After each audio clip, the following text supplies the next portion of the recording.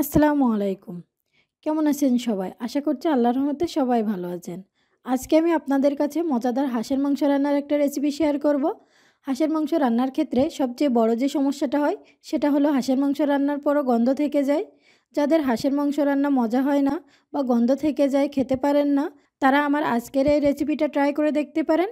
আর যে উপকরণগুলো যেভাবে ব্যবহার করেছি সেভাবে ব্যবহার করতে পারেন। এবং যারা হাঁসের মাংস খেতে পারেন না, ইনশাল্লাহ তারাও খেতে পারবেন। এখানে আমি একটা দেশি হাঁসের মাংস নিয়েছি। আমি এখানে হাঁসের চামড়া আর ডানা নেইনি, আপনারা হাঁসের চামড়া সহ মাংস নিতে পারেন। এবার এতে অ্যাড করে দিলাম মিডিয়াম সাইজের 2টা পেঁয়াজ বাটা, 2 টেবিল চামচ রসুন বাটা, 1 টেবিল চামচ আদা বাটা, 1 টেবিল চামচ জিরা বাটা, 1 চা চামচ দিয়ে দিচ্ছি গরম মশলা বাটা, 3 টেবিল চামচ শুকনো মরিচ বাটা, আর 1.5 চামচ মতো দিয়েছি ধনিয়া গুঁড়া, 1.5 চামচ হলুদের গুঁড়া আর পরিমাণ মতো লবণ। মাংস ম্যারিনেশনের সময় লবণটা ঠিকঠাক মতো দিতে হবে, তাহলে মাংসের মধ্যে লবণ ভালোভাবে পৌঁছাবে। এখন এই সমস্ত উপকরণ আমি হাত দিয়ে মাংসের সাথে ভালো করে মাখিয়ে নিব। মশলাগুলো মাংসের সাথে ভালোভাবে মেশাতে হবে, যেন মশলাগুলো সব মাংসের সাথে ভালো মতো লেগে যায়। আমি এখানে মাংসটা খুব ভালোভাবে মেখে নিয়েছি। এখন আমি মাংসটা ঢাকনা দিয়ে রেস্টে রেখে দিব 1 ঘন্টার জন্য। আর হাতে যদি সময় থাকে তাহলে 1 ঘন্টারও বেশি সময় ধরে রাখতে পারেন। যত বেশি সময় ধরে মাংসটা ম্যারিনেট করে রাখবেন, তত মশলাগুলো মাংসের মধ্যে ভালোভাবে যেতে পারবে আর মাংসে কোনো ধরনের গন্ধ থাকবে না। ফিরে আসলাম 1 ঘন্টা পর। এখন মাংস রান্নার জন্য চুলায় একটা কড়াই বসিয়ে দিয়েছি। এবার কড়াইতে দিয়ে দিয়েছি 1/2 কাপ পরিমাণ সরিষার তেল। চাইলে এখানে সয়াবিন তেলও নেওয়া যাবে, কোনো সমস্যা হবে না। কিন্তু সরিষার তেলে হাঁসের মাংস রান্না করলে মাংসের স্বাদ, ঘ্রাণ, কালার সব কিছু অনেক বেশি সুন্দর হয়, তাই আমি এখানে সরিষার তেল নিয়েছি। এবার তেল গরম হলে ফোড়নের জন্য দিয়ে দিচ্ছি 2টা তেজপাতা আর কয়েকটা গরম মশলা। মশলাগুলো এখন একটু ভেজে নিব।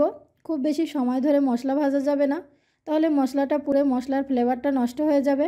এবার এর সাথে দিয়ে দিচ্ছি মিডিয়াম সাইজের 2টা পেঁয়াজ কুচি। পেঁয়াজটা এখন হালকা লালচে করে ভেজে নিব। পেঁয়াজটা হালকা লালচে করে ভেজে নেওয়া হয়ে গেছে। এখন এতে সে আগে থেকে ম্যারিনেট করে রাখা মাংসটা দিয়ে দিচ্ছি।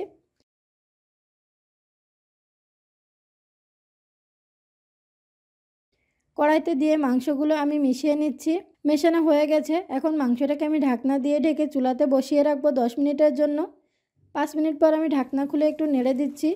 মাংসে কিন্তু আমি কোনো ধরনের পানি ব্যবহার করিনি, মাংস থেকে পানি বেরিয়েছে। এরপর আবারও ঢাকনা দিয়ে ঢেকে রেখে দিচ্ছি 5 মিনিটের জন্য। এখানে হাঁসের মাংসটা কষানোর প্রক্রিয়া চলছে। আমি প্রায় 20-25 মিনিট সময় ধরে মাংসটা কষিয়ে নিয়েছি। যখন দেখবেন মাংস থেকে তেল সম্পূর্ণ উপরে উঠে এসেছে এবং মশলাগুলো মাংসের নিচে জমা হয়েছে, তখন বুঝতে হবে মাংসটা কষানো হয়ে গেছে।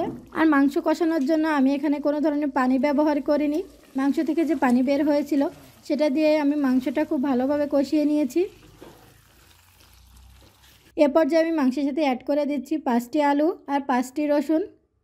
আলু আপনারা পছন্দ না করলে স্কিপ করতে পারেন। এবার আলু আর রসুন ও মাংসের সাথে একটু কষিয়ে নিব। 2 থেকে 3 মিনিট মতো কষিয়ে নিলেই হবে। এ পর্যায়ে আমি অ্যাড করে দিচ্ছি 2 কাপ মতো গরম পানি। মাংসটা সেদ্ধ হওয়ার জন্য এখানে অবশ্যই গরম পানি ব্যবহার করতে হবে। গরম পানিটা দিলে মাংস খুব দ্রুত সেদ্ধ হবে। আর পানিটা দিয়ে আমি এটাকে ঢাকনা দিয়ে ঢেকে দিব এবং চুলার জাল মিডিয়াম লোতে রেখে দিব। মাংসটা আস্তে আস্তে হতে থাকবে। মাংসটা যদি আপনারা কম জালে আস্তে আস্তে রান্না করেন, তাহলে মশলার ফ্লেভার মাংসের মধ্যে ভালো মতো ঢুকবে আর মাংসটাও খুব সুন্দরভাবে সেদ্ধ হয়ে যাবে এবং মাংসে কোনো ধরনের গন্ধ থাকবে না। তবে ঢাকনা উঠিয়ে মাঝে মাঝে একটু নেড়ে চেড়ে দিতে হবে। আমার হাঁসের মাংসটা এখন রান্না করা হয়ে গেছে। মাংস থেকে তেলটা উপরে উঠে এসেছে এবং মশলাগুলো মাংসের নিচে জমা হয়েছে আর মাংসটাও খুব ভালোভাবে সেদ্ধ হয়ে গেছে। এ পর্যায়ে আমি দিয়ে দিচ্ছি কয়েকটা কাঁচামরিচ আর উপর থেকে ছড়িয়ে দিচ্ছি ভাজা জিরা, ধনিয়া আর গরম মশলার গুঁড়া। এ পর্যায়ে আমি চুলাটা বন্ধ করে দিব আর মাংসটা ঢাকনা দিয়ে চুলার উপর রেখে দেব 10 মিনিট মতো, যেন মাংসের তেলটা সম্পূর্ণভাবে উপরে উঠে আসতে পারে। মাংস রান্নার সময় রান্নার মাঝে বা শেষে যখনই পানি ব্যবহার করেন না কেন, অবশ্যই গরম পানি ব্যবহার করবেন। কখনোই ঠান্ডা পানি দিতে যাবেন না। গরম পানি ব্যবহার করলে মাংসের সফটনেসটা বজায় থাকে। আমি যেভাবে হাঁসের মাংস রান্না করেছি, আপনারাও সেভাবে হাঁসের মাংস রান্না করে দেখবেন। আশা করি আপনাদের হাঁসের মাংস অনেক বেশি টেস্টি হবে এবং কোনো ধরনের গন্ধ থাকবে না।